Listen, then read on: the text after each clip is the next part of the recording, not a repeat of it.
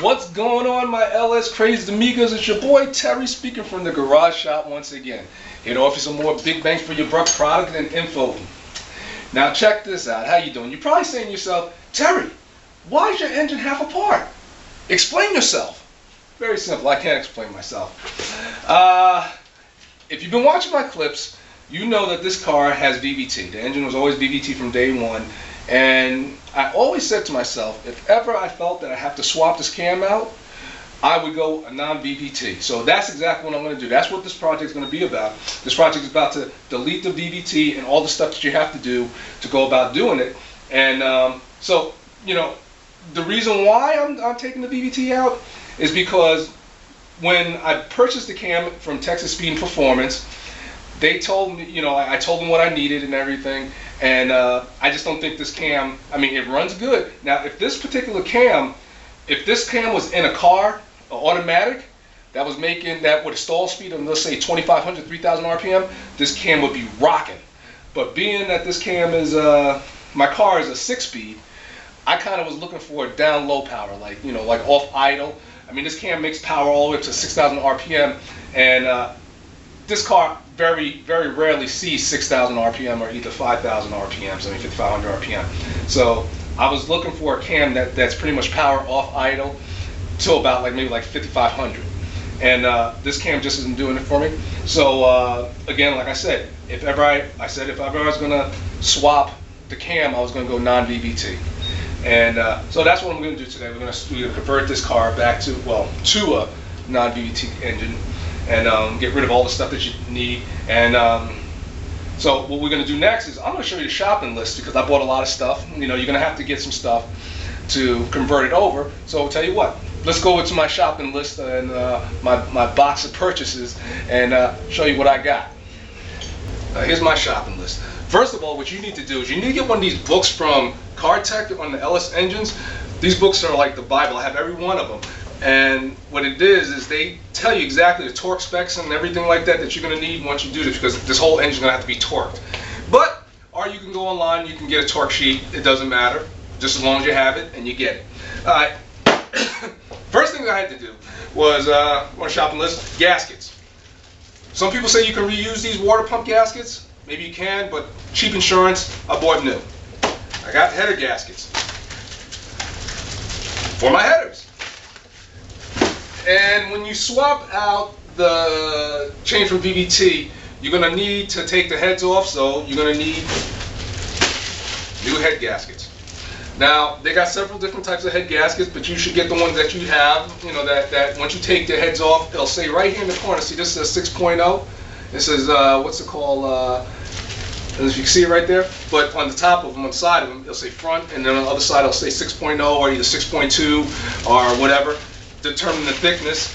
There you go, you get the head gaskets. Now, when you take the heads off, why you got to take the heads off? Because you got to change these lifters. Now, I got my lifters, all 16 of them, soaking in some oil. You should have them soaking overnight, because what you're going to have to do is you're going to have to get some new lifters, because you can get rid of those active fuel management lifters. I think there's active fuel management, AFM lifters. You got to get rid of those, and you got to go with either LS2 or LS7 lifters. So there they are soaking. You're going to need lifters. All right. Then what you're also going to need,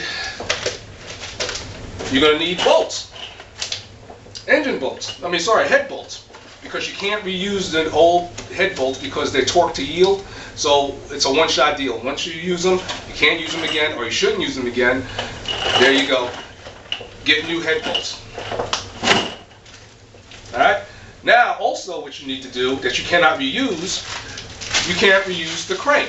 This is a crank bolt.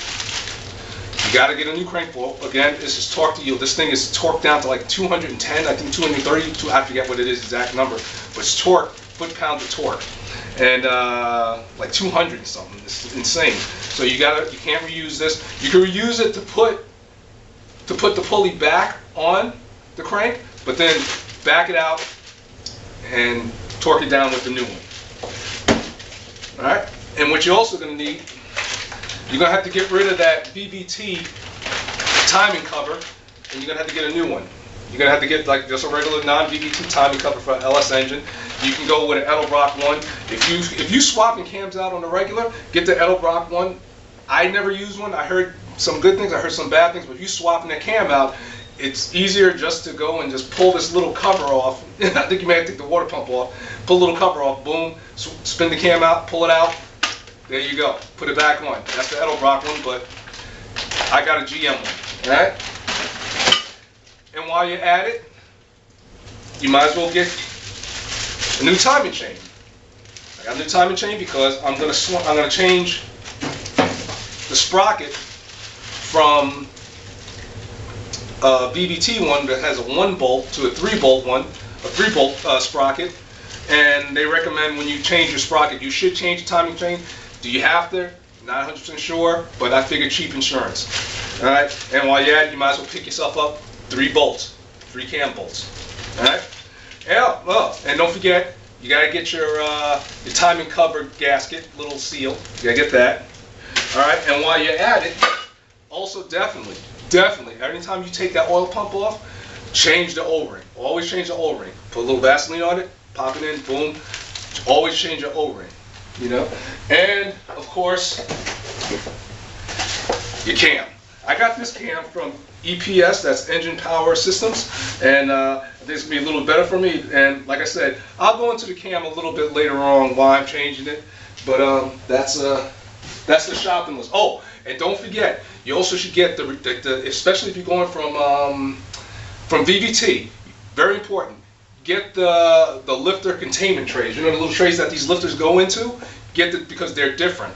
There's 2 on each side, 1 on each side that is different. So you might as well just get all 4 of them. Get brand new for LS2, LS6, or LS engine.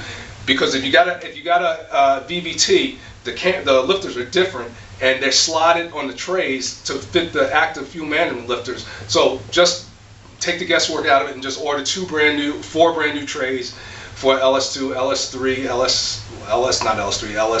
LS7, whatever. Oh, and while you're at it,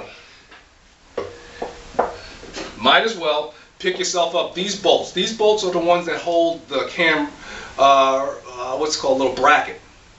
They hold the cam into place, and there's 4 of these little star-shaped bolts, and if you strip them, you will have a Jonah of a time getting them out. As you can see right here, one of them, what's it called? It looks like it's aluminum, so the metal is very soft, and you can easily strip them. And I stripped them out, so I had to drill them out, as you can see. So do yourself a favor. They're cheap. Get brand new ones.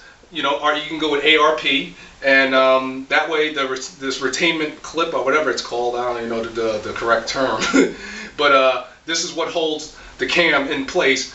You're better off, like I said, there's only 4 of these bolts, get them, all right? And that's pretty much it. So let's get back to work.